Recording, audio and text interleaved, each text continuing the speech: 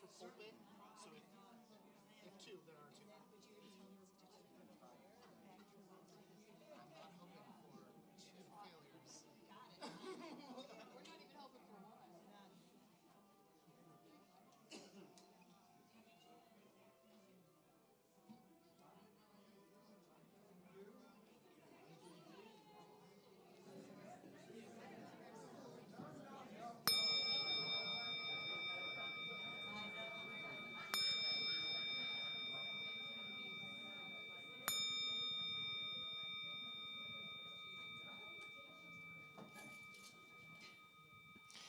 Good evening. We greet you tonight in the name of all that is good, all that is holy, and all that is sacred, and in the warm and loving energy of this ministry, Spiritual Life Center. If this is your very first time with us tonight, we especially welcome you because we know that you are not here by accident and that we are all here by divine appointment. And we're so thrilled to have everybody here tonight, and we're thrilled to have the two Gails back with us.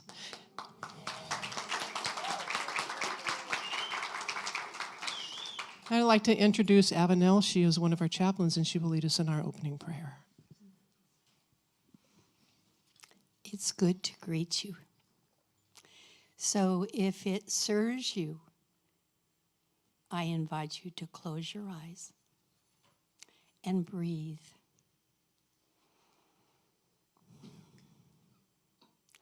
O infinite God, we are in our imaginations holding hands together, surrounded by your love, knowing that we are held by you in perfect love as we align ourselves to your truth and we let go of all that does not serve us. So thank you, God, and we are grateful for your blessings. Amen. Thank you. The chaplains hold a healing circle, or they offer a healing circle next door in this room right over here, right after this service, and it's a wonderful way to continue the energy. So check that out. If you're a newcomer, check out on the way out the door. We have a card for you to fill out. No salesman will call, but it's nice to find out who's been visiting us. On Friday, November 16th is our Light the World Gala. It's at the Unitarian Universal Center on Sierra Boulevard. This is our annual community gathering, and it includes a gourmet dinner, lively auction, inspiring music, heartfelt connections, and you can still get tickets online at www.slcworld.org. Next week, we have a really special program. Paula has pulled out all the stops. Our actual 20th anniversary is November 1st, which is on a Thursday. So Wednesday night, October 31st, which is also Halloween, there is going to be the ancestral ceremony, and we will be celebrating all of the ancestors from New Thought, all the way up to those who we don't know who they are yet. That was not grammatically correct, but all the way up to our future sisters. Anyway, but it's going to be a night of ritual and ceremony, and Christine Boaton's going to be here, and you're going to be here, Paula. Can I wear a costume? You could. What? It's Halloween. If you're wearing it on stage, it's a costume. It's Halloween. So it's going to be an amazing evening. It's going to be the opportunity to really appreciate where we have come from, and then look forward to what we're walking into and who we're going to be. So we really hope that you can all come next Wednesday night. It's going to be inspired by the ritual of the Day of the Dead. So we're going to have an altar for the ancestors of the Unity New Thought movement and have a ritual around that. And everybody who comes will get a personal message from one of the ancestors. It's going to be a very, very special night. costume. You too, right? I think we need to take Anne in the other room and have a little...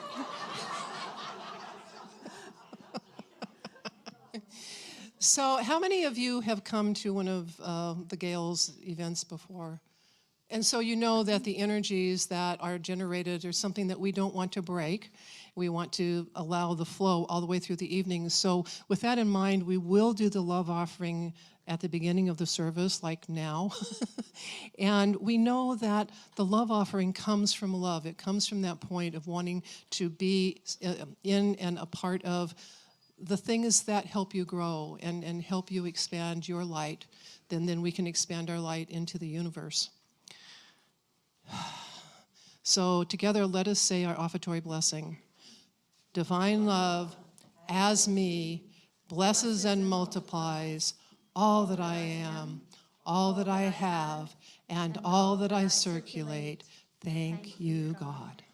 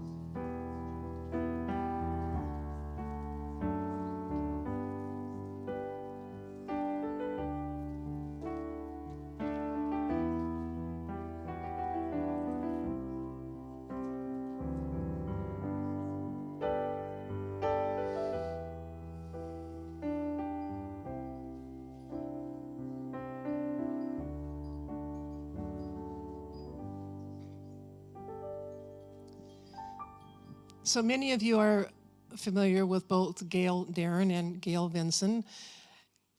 But to remind you, Dr. Gail Derin is a licensed Unity teacher. She's a religious science minister. She's an interfaith minister. She teaches classes. She speaks all over the greater Sacramento area. She is also a licensed doctor of Oriental medicine.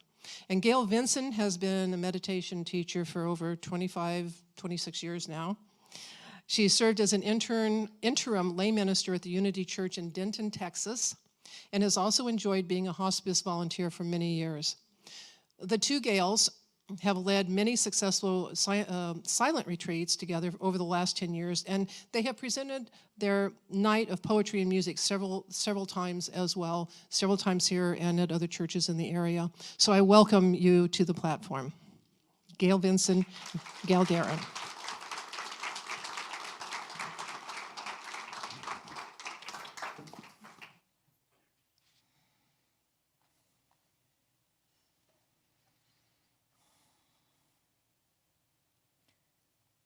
If your attention is on God, you will see only God. Our connection to a greater reality is really essential. We seem to be the happiest when we belong to something bigger than ourselves. We have an important sense, a natural sense really, of mystery and wonder, and it keeps us continually searching for the truth. If we stay aware of what our senses and our instincts are telling us, we realize that the divine is really revealing itself to us all the time.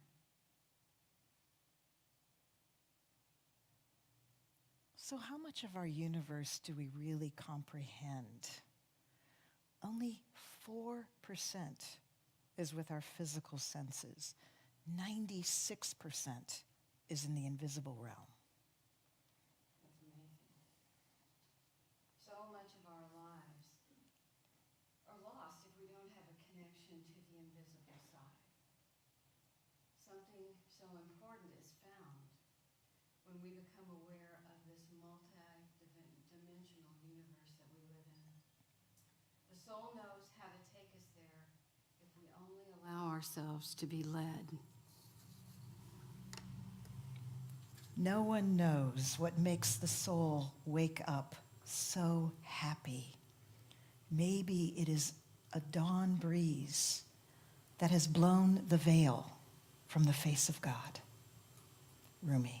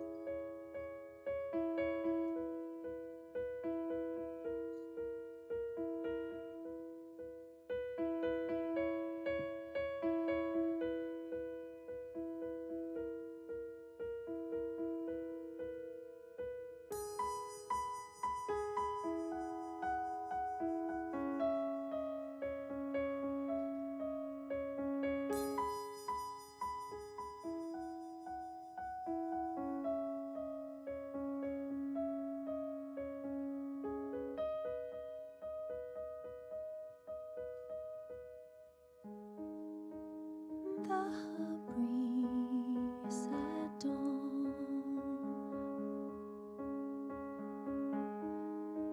has secrets to tell you.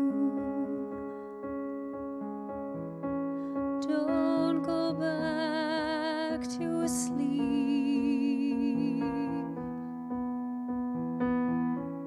Don't go back to sleep.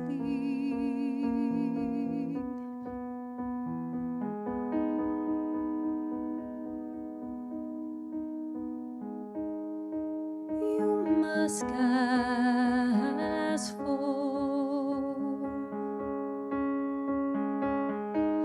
what you really want.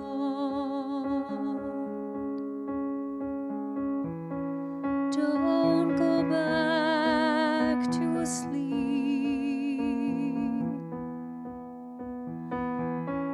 Don't go back to sleep.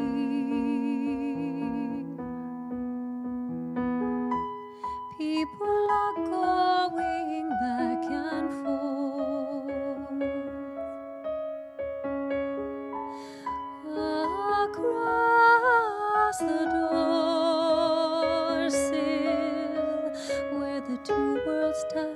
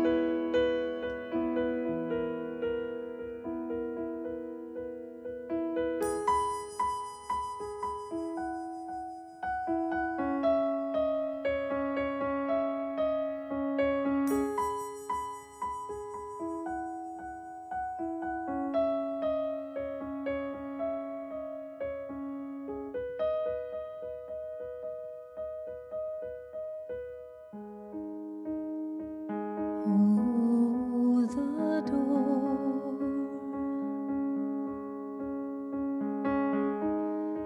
It is round and open. Don't go back to sleep.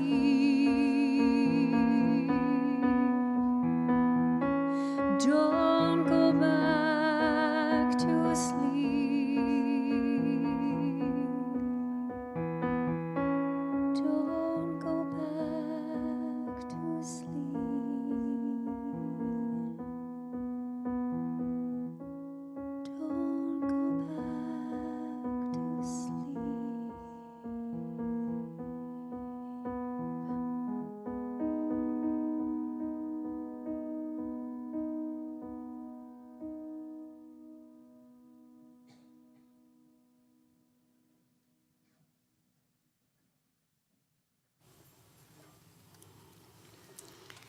So it's important that we don't go back to sleep, that we don't fall back into less than a conscious life.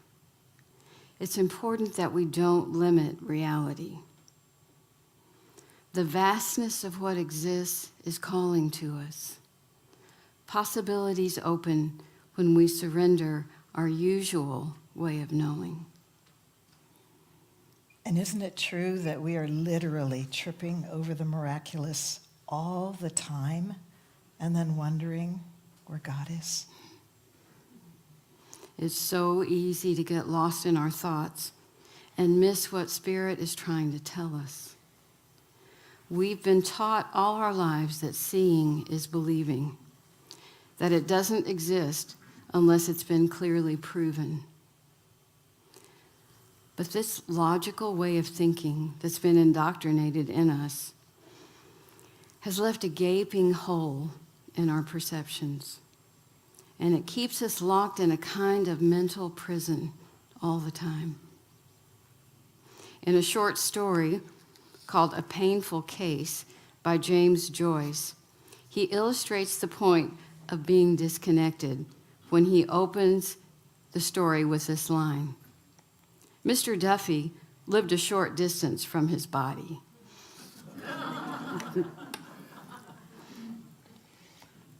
And when we look at life superficially, we get into a habit of not actually looking deeper to perceive the truth.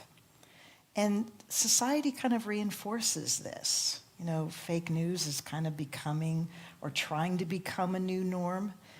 And sometimes it's hard to shake. During this time of social disorientation, it's more important than ever that we find a way back. Hafez, the Persian poet, said, "Fear is the cheapest room in the house.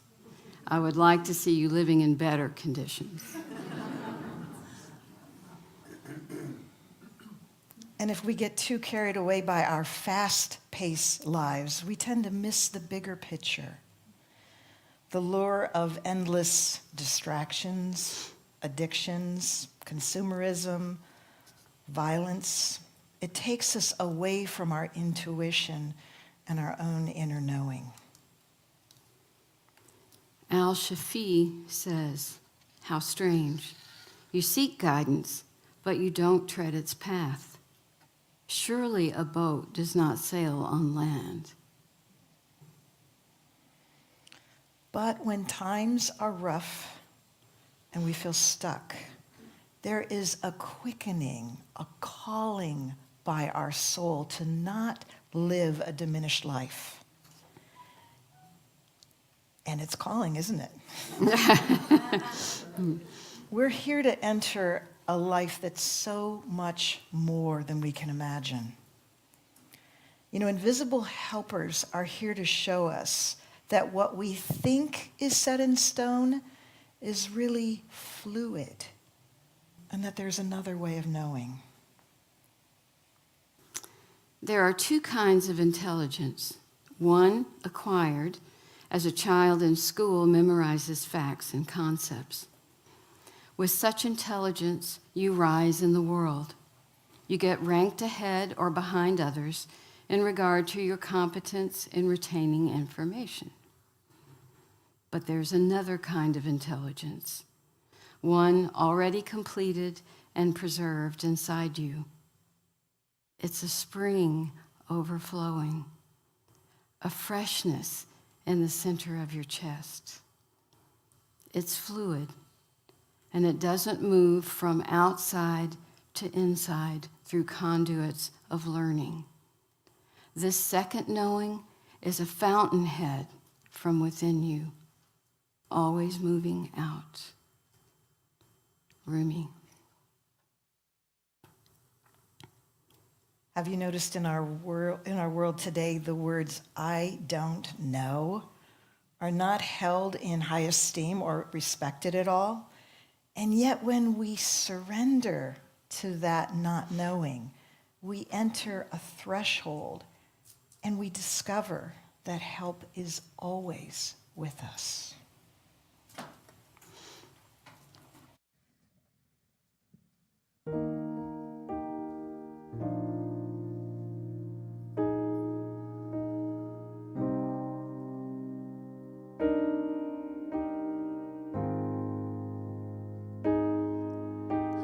But sooner or later the lights up above come down in circles and guide me to love. But I don't know what's right for me, cannot see straight. I've been here too long and I don't want to wait for it. Fly like a cannonball straight to my soul. Tear me to pieces and make me feel whole.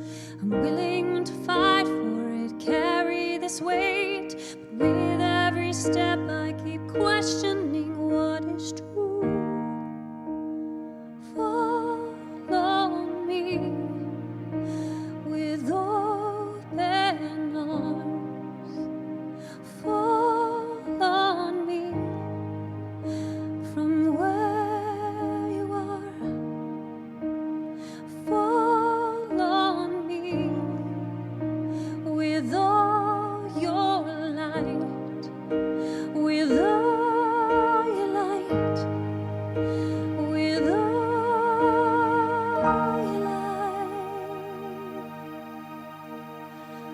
Resta nel luce dell'un'ora, seguili sempre begali saprà. Tu non arrenditi, attento un pedenti, e tu passato aveva senso per te. Vorrei che castrarsi ti e sono sì, in ogni passo fin muovere chi, in già ben finito sorrigna se, no tempo che vorrei mi porti con te. Fall on me with open arms. Fall on me from where you are. Fall on me with all your light, with all your light, with all your light, with all your light. I close my eyes and I'm seeing you everywhere. I step outside, it's like I'm breathing you in the air.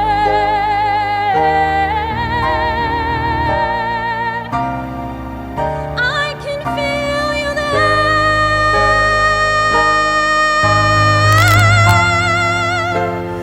Fall on me with open arms. Fall on me from where you are. Fall on me with all your light, with all your light, with all your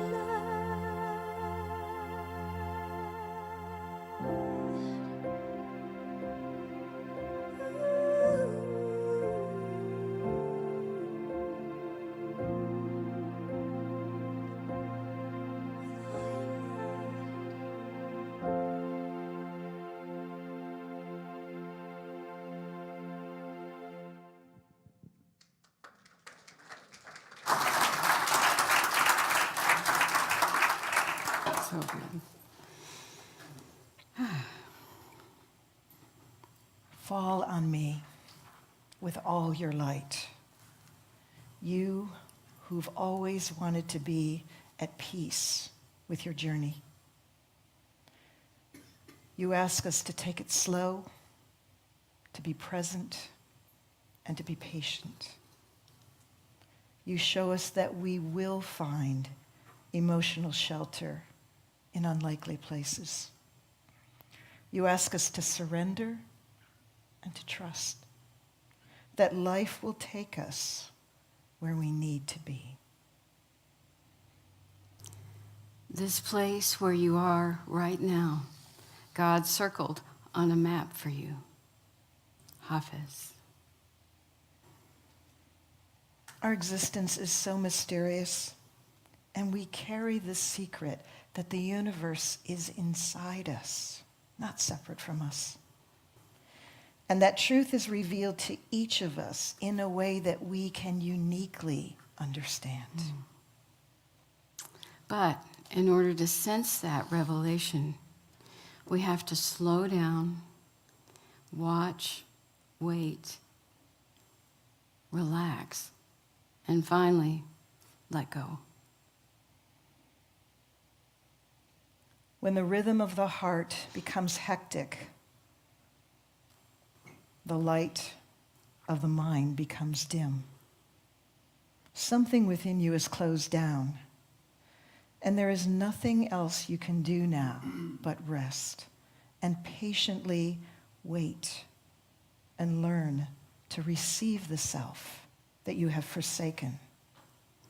You have traveled too fast on false ground. Now your soul has come to take you back. Take refuge in your senses. Open up to all the small miracles you rush through. Become inclined to watch the way of rain when it falls slow and free. Be with the silence of stone until its calmness can claim you. Be gentle with yourself. Stay clear of those vexed in spirit. Learn to linger around those of ease who feel they have all the time in the world. Gradually, you will return to yourself, having learned a new respect for your heart and the joys that dwell within slow time. John O'Donohue. In truth, there are signs all around us. Everything can speak to us. They can show up in any number of ways, through our senses, our 5 senses, or even through our 6th sense, which is our inner knowing. Have you noticed that when you ask, you're often given exactly what you need to know? Perhaps when you open a book or turn on the radio or listen to someone speaking. How many of you have experienced this? Oh, yeah. The truth is, there's a constant stream of information that's always flowing to us. But in order to see what's unfolding, we have to pay attention. We may receive a sign, get excited, but then stop listening. It only may be one piece of the puzzle, so we have to continue to pay attention. More can be revealed later, so stay open. It's so easy to get in our own way. The more stressed and anxious we become for an answer, the more closed off we become. So we miss what's being shown. And if you think that you're hearing the universe telling you something and it's saying, go left, then go left. This is how we gain experience and how we build trust. It takes a lot less faith when you have experience. And this kind of interaction with the invisible world makes it very real. So don't try to overanalyze, overthink. Just trust your intuition. When you need to know, you will. I had an experience many years ago. It was actually the first time I was asked to speak at a Unity church. Actually, it was the first time I had actually spoken on a Sunday morning at all. And I had given the office kind of a generic title because I was really determined that I was going to know, it was going to be revealed to me what I was going to say.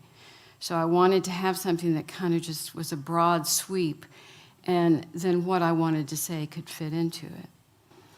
So I guess I knew maybe a month before I gave the talk. I had that much time to be inspired. So I waited, and every day I said to myself, it's going to come. Well, the Friday before the Sunday that I was to talk, it hasn't come. But I'm a Taurus, and I'm full of faith, but I'm also stubborn. So I went to bed that night thinking, well, I have one more day. I fell asleep, and my husband, Ed, had been out of town. So he came in, kissed me, woke me up. We talked for a few minutes, and then immediately he went to sleep, but I was awake. So lying there, really not thinking about anything, just waiting for sleep to overtake me, all of a sudden I started hearing sentence after sentence of what my talk was going to be. I thought at first maybe I can just remember what's being said, but it continued on and on, so I got up and went to the kitchen table and started to write it down. I got half my talk written that way that night. I went to bed kind of in shock about what had happened, and I woke up the next morning, and my first thought was, what if I go in and look at what I'd written and it makes no sense? But it was perfect. It was so good. Better than anything I could have come up with. So I finished the talk. I gave it. It was well received. And it was my first real interaction with knowing that if you hold on, God will speak to you as he did that night. And one of the other ways that we're spoken to is through dreams. And they bring us messages, as we know. And whether it's our unconscious mind trying to break through, or there's wisdom being downloaded from higher realms, we know that we're being given guidance, whether it's through a warning, whether it's prophetic, whether it's intuitive, or whether it's giving us insights. And dreams can often offer us portals to other realms. For those of you who have practiced shamanism, what you see is that they actually go into the dream world, and they will go into the lower, the middle, and the upper worlds in order to bring messages in behalf of themselves or for another. And we know there's dream ministries and working in the dream time. But also, mystics have recorded very significant dreams and that have given them instruction and advice. And did you know that the Buddha had a series of 5 dreams that, before his awakening, that foretold of his enlightenment and also that he would be a renowned teacher? So we know that dreams are very powerful tools of transformation, and often they may need interpretation. But the best interpretation is your own, to understand those signs and those symbols that are uniquely for you. 2 years ago, I had a dream, and when I awoke in the morning, I had this feeling that it had been a really significant dream. I know all of you know how that feels. And I was concerned at first that I wasn't going to be able to recall it. But the one thing that stood out about this dream was at the very end, right before I woke up, I had seen the word prater, Prater, written on a piece of paper and held up in front of me. I had no idea what that meant, but I wrote it down when I woke up and went to look in the dictionary to see what prater meant. I couldn't find anything. There was nothing. I think I did find something that was like a forest in Czechoslovakia or something, but it didn't have any relevance to me.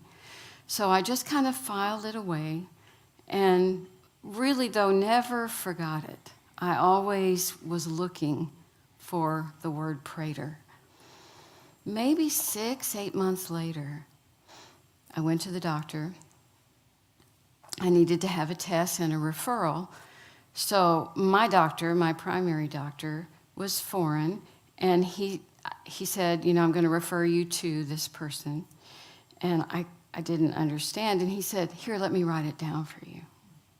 So he wrote the word Dr. Prater. I had to tell him right then about my dream. And I don't think he really appreciated it, but I had a need to say it. So after that, really nothing happened. I went to see Dr. Prater. Actually, it was a woman. And, she was very personable, and we got along really well. And at the end, I said, I have to tell you something. I had this dream, and your name was in it. And I told her about the dream. And she was writing something on a pad, and she stood up and came over and hugged me. And she said, thank you. Thank you for telling me that. And I said, well, how could I not? So, time went by. I thought maybe that was it. It was Dr. Prater. Nothing really had happened, but in April of last year, I had a small stroke. After I got out of the hospital, they referred me to the doctor, to my primary doctor, to see in, the next day or two. So when I called, my regular doctor couldn't see me, but they said, Dr. Prater can see you. So she was the one that actually tended to me after my stroke. Her countenance and her way of being was so comforting to me. And I still think that there's something else with Prater. I still think there's something else. Who knows when? It's not our timing. It's divine timing. But, dreams can be really difficult to interpret, and then they can be like this, in your face, with a word. So it's really wonderful to have that connection with a dream and to remember it as you're going about your waking life. How many of you have thought about someone and then the phone rings and it's that person? Mm-hmm. Years ago, I was attending a Unity church. I was only 15 years old. His name was Reverend Ernie Larson. And he said this: God is sneaky. Mm-hmm. And God's out to get you. Mm-hmm. And how God's out to get you is by putting people, places, and circumstances in the form of a coincidence into your life, like that, to show you not only how awesome your God is, but how incredibly loved you are. I love coincidences, don't you? And what I've noticed is that I will often act on something after I've heard it 3 times. Anybody else like that? Okay. We're working to get it down to 1 time. Synchronicity is a term that was coined by Carl Jung. I actually didn't know that until I read it. In plain language, it's a meaningful coincidence. Jung believed that synchronicity takes us out of our egos, out of our egoic thinking, and helps us to know that we are connected with everything. When a coincidence shows up, it can rock your world. Your heart races, and for me, it points to a hidden order of things and reinforces the notion that things are not as they appear. Most of all, it shows us that we're being taken care of. We're being guided by unseen forces, and everything that we need is here. In the ancient faith, what we need is here. And we pray not for a new earth or heaven, but to be quiet in heart and in eye clear. What we need is here. Wendell Berry. Just this past Sunday, I was at a celebration of life for a writing teacher of mine named Marie.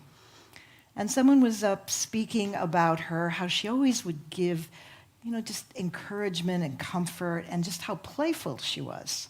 Well, it was a beautiful outdoor event, and there were 3 of us sitting in a row where we all of a sudden we were just distracted because what we noticed was this beautiful, big, red leaf that, leaves can just fall. But this one was like a feather. It was just like really slow motion. And so the three of us were just like mesmerized by it. And then it just landed in my open purse.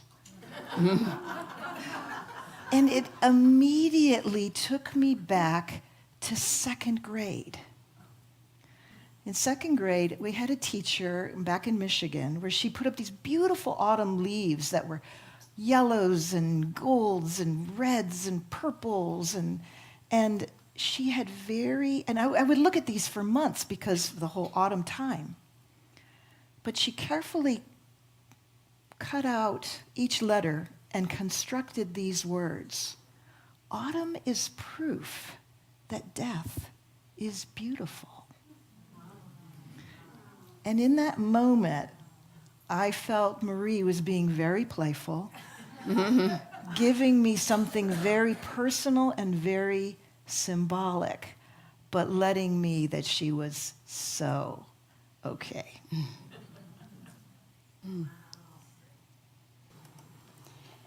Nature can be a tremendous help to us. It grounds us, it can restore us, and being alone with her helps us to reflect on our own lives. In the ancient Celtic tradition, they knew that nature was not separate from the divine. In their culture, the Druids were the people who mediated the unknown. They were the shamans of the time. They initiated people into a sacred connection with nature. They taught them how to give themselves to her stillness. The Celts saw our world as incredibly alive with fairies and sprites and all kinds of invisible beings. Many people could actually see them. They also sensed that the trees had a mystical quality and that they knew our longings. Trees were especially valued, and they were known as guardians and as a conduit for activating memory. There's an old Native American elder teaching story. Stand still. The trees ahead and the bushes alongside you are not lost. Wherever you go is called here. And you must treat it as a powerful stranger. You must ask permission to know it and to be known. The forest breathes, listen. It answers saying, I have made this place around you. And if you leave it, you may come back again, saying, here. Stand still. The forest knows where you are, but you must let it find you. This beautiful tranquility of nature also lives in us. We recognize it when we're with her. It has been proven to contribute to our physical, mental, and emotional well-being. Studies have shown that it actually slows our heart rate, lowers our blood pressure. Our muscles relax, and it's easier to let go of fear, stress, and anger. There's an undeniable type of healing that happens when we're in nature. It's like coming home to ourselves. Anne Frank says, the best remedy when you're afraid or lonely or unhappy is to go outside. Somewhere where you can be quiet and alone with nature. There you can sense that God wishes to see people happy amidst the simple beauty of nature. As long as this exists, I know there will always be comfort for every sorrow. When despair grows in me and I awake in the night at the least sound, in fear of what my life and my children's lives may be, I go and I lie down where the wood drake rests, in the beauty on the water, and where the great heron feeds. I come into the peace of wild things that do not tax their lives with forethought of grief. I come to the presence of still water. And I feel above me the day-blind stars waiting for their light. And for a time, I rest in the grace of the world and am free. Wendell Berry. Angels are another widely revered helper. You may be surprised to know that 3/4 of Americans say they believe in angels. We feel their presence as part of this great mystery, and they're described as knowing spirits who help us navigate our lives and bring us messages. They're always near, ready to guide and protect us, and for some of us, they have to work overtime. Many years ago, I was driving in Ohio, driving back home to Michigan, and it was late, and I fell asleep at the wheel. And as I was coming around the curve, I was going toward the fast lane, and at a very high speed, I was just about to hit the guardrail when I heard someone yell, "Gail!" And as I came to, I just swerved all the way over to the slow lane. And fortunately, no cars were around. I was alone. Who was it that called my name? Babies and young children are known to be able to see their own angels. And really, many of them feel like it's just part of their natural world. My daughter, Mia, when she was 4 years old, woke us up from a deep sleep to tell us that there were angels all around her in her bed. Her little eyes were so wide open, and she was so excited that it gave me such peace to know that she had seen them. And I really, in our family, we didn't talk about angels. I was raised as a Protestant, and it really just was not part of our religion. But she knew, and she'd seen them. And when Ed and I both heard her say that, we knew that she knew them, and they were with her.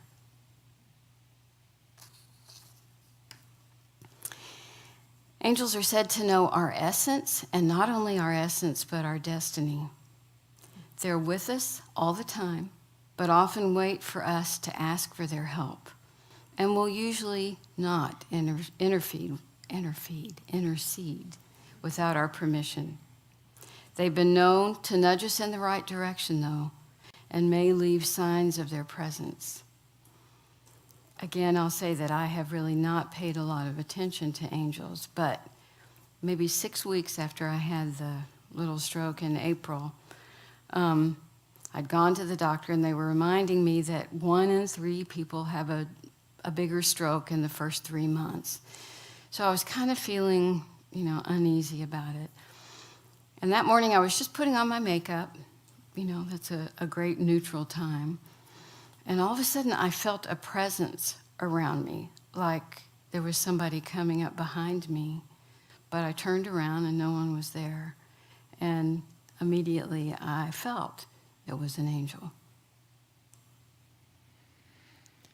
In the Christian tradition, it's believed that when you come to earth, that there's a special angel chosen just for you, your guardian angel, which is an invisible companion who walks the path of life with you, that watches over you and keeps you in a circle of light, and that they are there to help you if you but ask. And throughout history, angels have been part of almost every tradition. In Hindu and Buddhist traditions, these celestial beings are known as devas, or the shining ones, whose job is to keep us aligned with truth. Just being aware of angels gives us a greater sense of peace and comfort, doesn't it?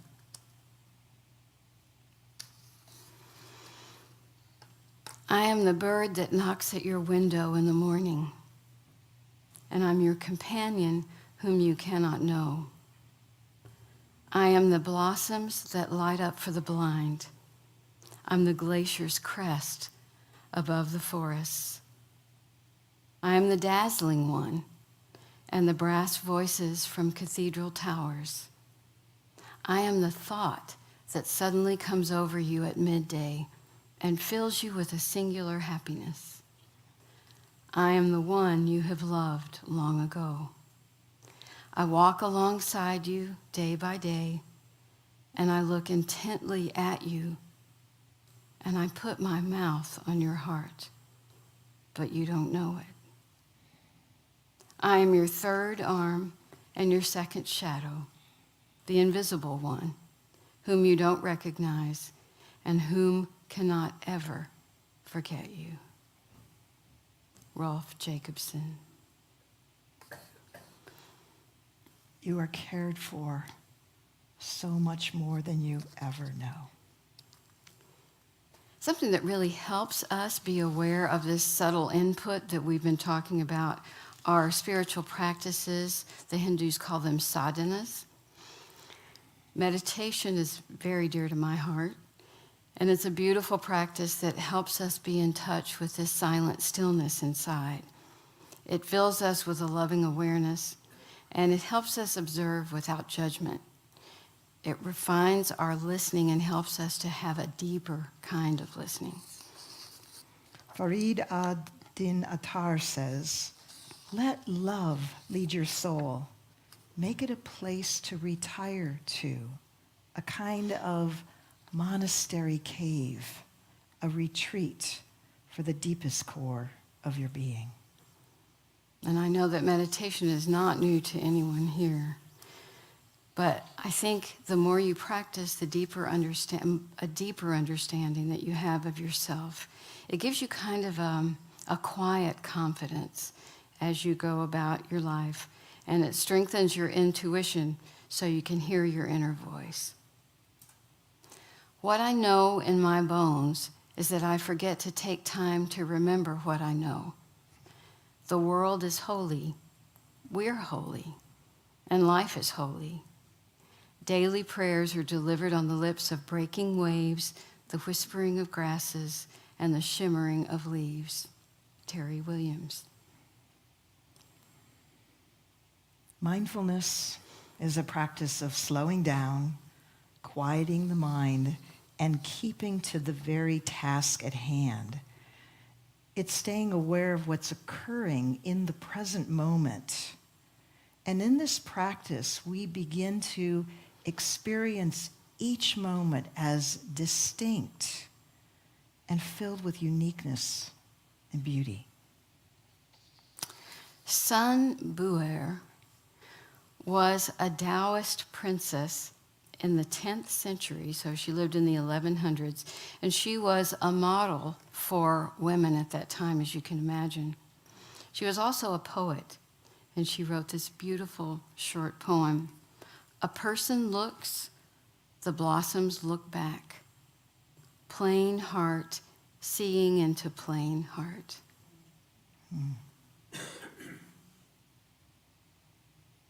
And it's really with our hearts that we touch into our intuition. Listening with the heart is a very special practice, one that's very different than listening with just our minds. When we open our heart, we actually open to a much greater reality. It's an energy field of love and acceptance that heals. So how many of you have read the book, The Little Prince? Ooh, that's exciting. It's written by Antoine de Saint-Exupéry. And it's a children's story, but it's also an adult classic. And it's about a little prince who travels to many different planets to learn about love and life's lessons. And one of these planets, he meets a fox who says this: "One sees clearly only with the heart. What is essential is invisible to the eye." I know that when you open your heart, when you know how that feels to open your heart, it affects everything around you. So when we allow this kind of openness, we feel this type of silent communion. And it really is it's spirit breathing through us. Nizami Ganjavi writes, if the eye of the heart is open, in each atom there'll be 100 secrets. Be kind to your sleeping heart. Take it out into the vast fields of light. Let it breathe and stay close to anything that makes you glad you're alive. Rumi. One of the most important resources that we have is our own inner essence. That's that invisible realm that lives inside us that can only be known by direct experience. It is the light of God in us. There's an ancient story in the Upanishads about a wise sage who is asked by a king what to do in the dark times. And so the king asks the sage, "Dear sage, by what light do humans do their work, return, and come home?" Well, by the light of the sun, of course. But if the light of the sun is extinguished, Well, then they go by the light of the moon. and the moon, if the moon is extinguished, Well, then by starlight. well, what if even the stars are canceled? Then by the light of a fire. But what if the fire of life is in danger of being quenched? What then? Well, in those dark times, we are guided by the light of the self.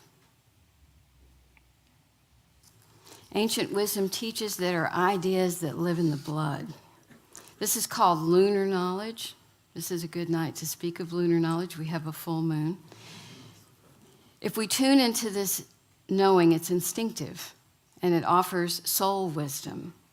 This wisdom tells us that all we need is inside. Rumi says, you can tell we love Rumi. Don't worry about saving these songs. And if one of our instrument breaks, it doesn't matter. We have now fallen into a place where everything is music. The strumming and the flute notes rise into the atmosphere. And even if the whole world's harp should burn up, there will still be hidden instruments playing. So the candle flickers and goes out. We have a piece of flint and a spark inside. So stop the words now and open the window in the center of your chest and let the spirits fly in and out. I love that line.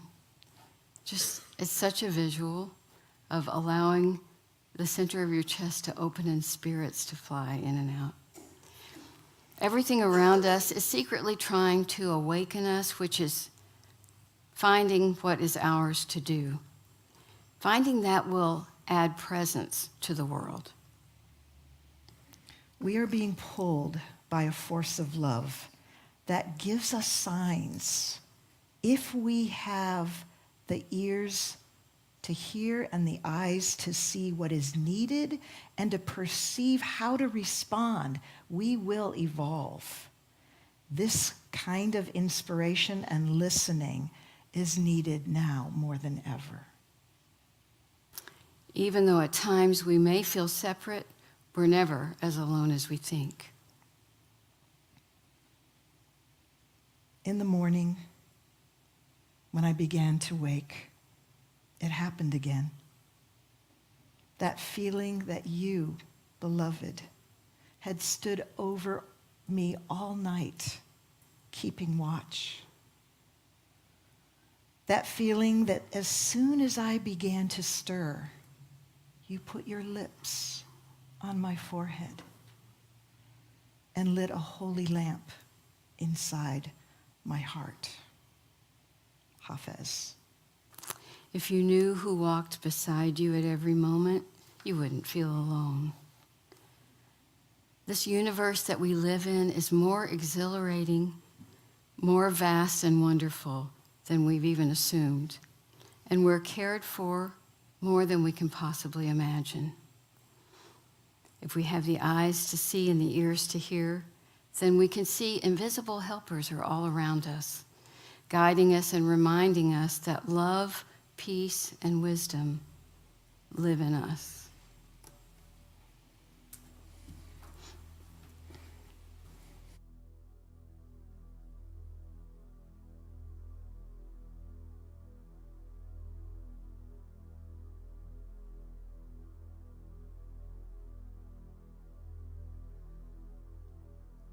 If love were a bird, I would stroke her bright feathers,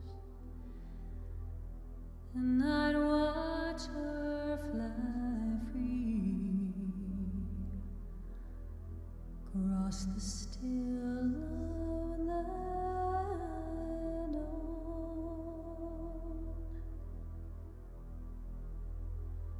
If peace were a mountain, we gather around her to bathe in her silence, her power, her call. If wisdom could see or whisper his secrets, eternally teaching the ways of the free. In my mind I can see them, I hear them, and I feel them. For love, peace, and wisdom are all part of me.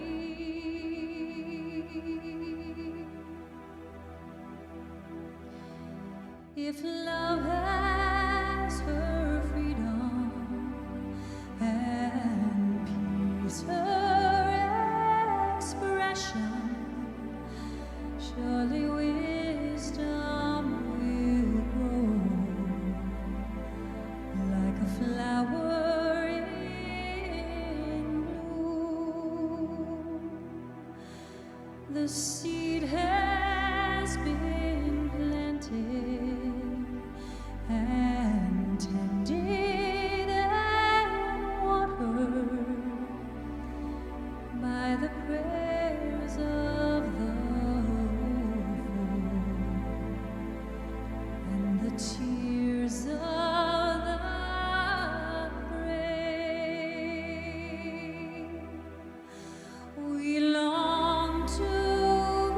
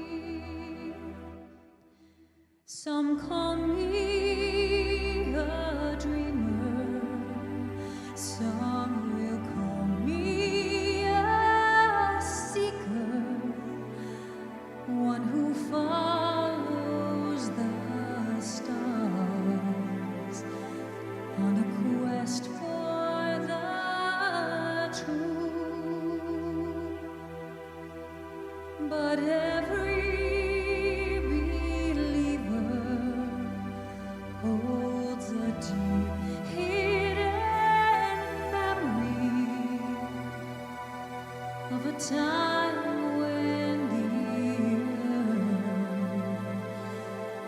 was a flower in bloom.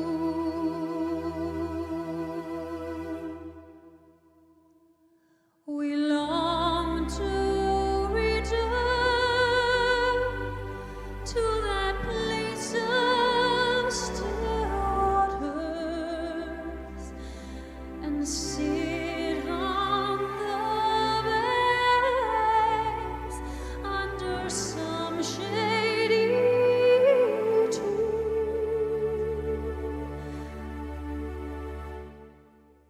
In my mind, I can see it, I hear it, and I believe it.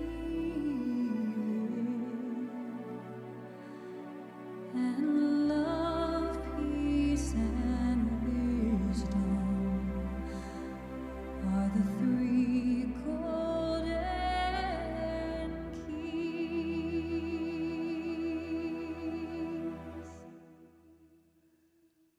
Love, peace, and wisdom, expressing